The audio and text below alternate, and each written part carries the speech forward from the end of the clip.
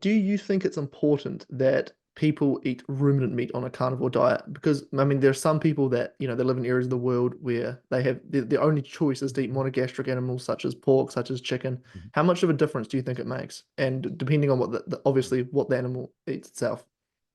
Well, if an animal is eating what it's supposed to eat, it's going to be a lot more healthy. I mean, that's the food chain. And the food chain starts in the soil, and the soil quality is good, and the plants are going to have more nutrients. The animals eating those plants are going to be more nutritious, and the animals eating those animals are going to be more nutritious, and so on.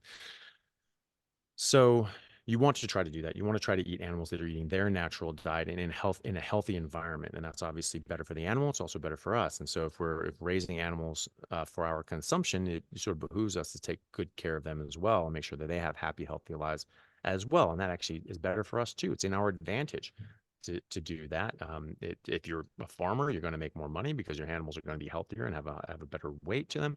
And as a consumer, you're going to be healthier as well because you're going to get a better nutrient profile. Now, the most important thing is just eating meat. You need meat, you need fatty meat because these are the essential nutrients that we need for our life and our health. And you want to avoid plants because plants have things that are harmful to our health and they don't have nearly the composition of nutrients that we actually need for optimal health. You can survive on plant food, at least for a time. You can't survive without meat, without supplements, though. And so, in the modern era, we're a bit spoiled. This is sort of wanting to tell people to check their privilege because most people cannot survive or thrive on a plant-based diet because they need copious amounts of help with supplements, etc. You look at India, the entire subcontinent of India, 1.4 billion people. On average, they eat only 3 kilos of meat a year per person, and they have some of the highest rates of chronic disease on Earth. They have some of the highest rates of diabetes on Earth. So in America, all the big fat lazy slobs that we are in America, we have a 9% diabetes rate, which is massive. That's increased by 5.8 fold since the 1980s, right? It's just massive, and it's just gotten worse, right? In India, it's 25%, and that's people in rural and urban areas, right? So you have nearly triple the diabetes rates in this plant-based vegetarian society, right?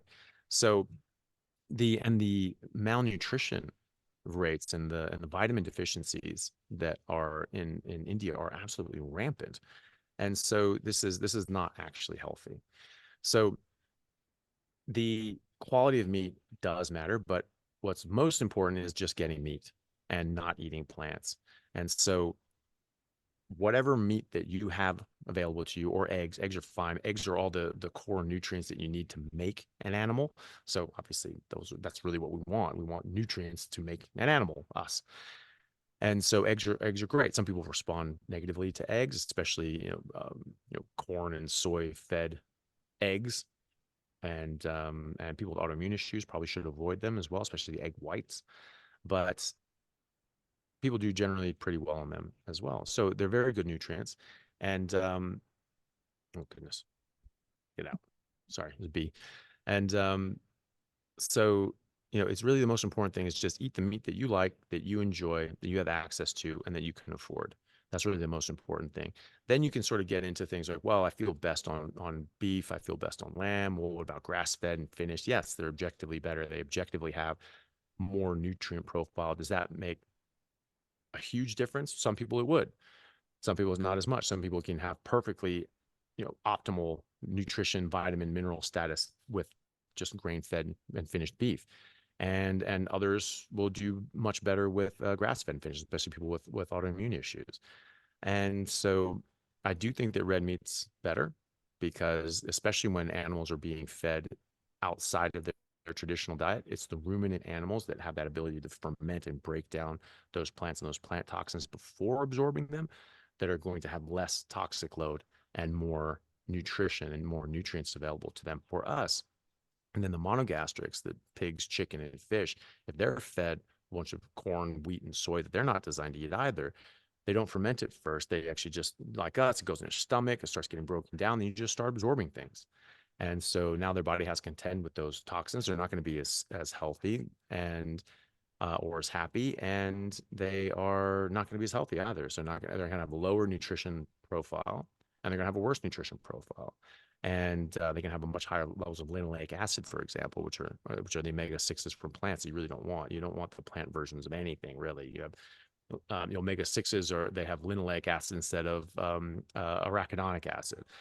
The omega threes, they have alpha linoleic acid instead of DHA and EPA. Those are the ones you need. And ALA doesn't really convert into DHA or EPA. And some studies actually show that your DHA levels go down when you eat more ALA. And they have vitamin D2 instead of D3, which is what we need. They have K1 instead of K2. They have beta carotene instead of retinol, which is vitamin A, and so on and so on. All the different fats are the polyunsaturated fats, and the wrong ones that you don't necessarily want. They have plant sterols instead of cholesterol. It just goes on and on. Like, they're not. There's a different form of life, and it's not something that we're adapted to eating. So it is better to eat the ruminant meat that can ferment and break these things down and release more bioavailability and get more nutrients in with them. But if you can't afford that, you don't have access to that. You just eat whatever meat's available to you. That's always going to be better than the alternative. Any meat is better than every plant, because all meat is beneficial to you, and every plant can cause harm.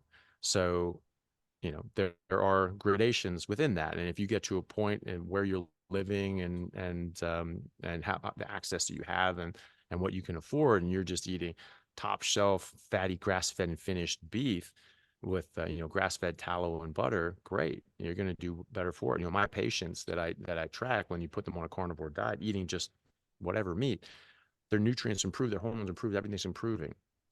But they may get to a point with these nutrients where they're up here at much better levels, and they're just like, just in those optimal levels. But people that are grass finished, they're way up there in those optimal levels without eating liver. But that's another thing too. If it's slightly less nutrient density in your grain finished beef, get liver. Liver's cheap. Liver's one of the cheapest things out there. You add that in. You don't need a ton of it, just a little bit to bump up your nutrition profile. And so there's a lot of different ways to skin a cat, but no, I don't think that you should just be, ooh, that meat's bad, I'm not going to eat that meat. If you have a choice and you have, grass-fed and finished fatty beef, yeah, pick that.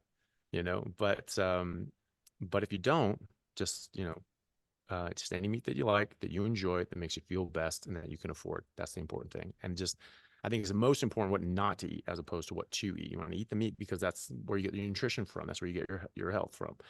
But you want to not eat certain things because they cause harm. So no plants or mushrooms, no sugar or any artificial or any sweeteners, nothing artificial. And that goes for sauces, seasonings, and drinks as well. And that's if you want to be optimal. That's the best of the best of the best. But people can take bits and pieces of that. But as long as you're moving towards that, you're eating a lot more fatty meat and a lot less of the other stuff, you're going to improve your health. If you're enjoying this interview and you want to see more carnivore related content like this, consider subscribing down below.